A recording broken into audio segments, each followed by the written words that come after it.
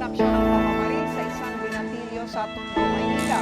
Ayon sa isang testigo, posibleng hindi nagustuhan ang salarin ng paraan ng pagbati ng biktima.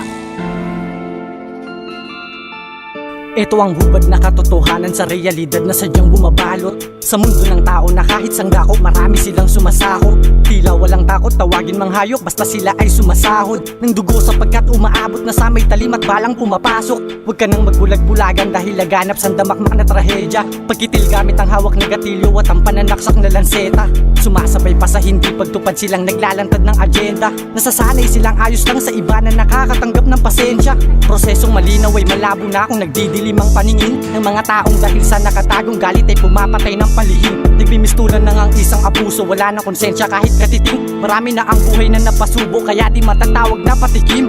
Binabalot na ating paligid ng patong-patong ng mga krimen. Asan ang tinatawag na pag-ibig kung ganito ang bawat pagtingin? Maraming buhay na ang naiipit, ang tanong kailan ba sasagipin? Mga bulag-bulagan lang sa gilid na animoy mga nakapiring. Pero tama nga naman pag walang ebidensya palalabasin ang laban. Kaya marami na ang pinatay na hustisya sa di tamang kagagawan. Medyo komplikado kung sino ba talaga ang lumabag na sa patakaran. Dahil yung iba dyan magaling lang magtagot, umiiwas sa kabayaran. Mahirap nang masigurado kung ligtas ka ba dito sa ating modernong kultura. Ang pinapakita nila ay tila sumasalamin sa maling postura.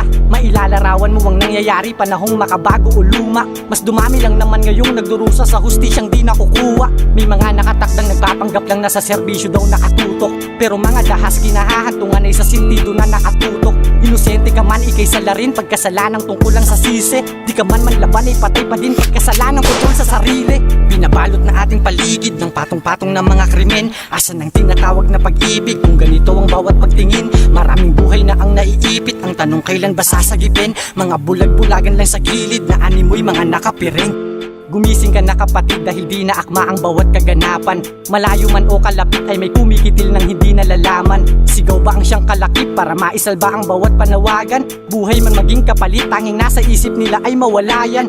Akala ko kapag Pinoy, ang pinapairal ay alab ng puso. Pero bakit nga ba tila ngayoy? Ang nangyayari ay bala sa ulo. Samot-sari ang mga panaghoy na nagmumula pa sa dapat mamuno. Ginagalawan mong bilog na mundo'y daming taong sa parihabanan na tungo. Pero bago matapos lahat, pairali naman ng tamang kritisismo.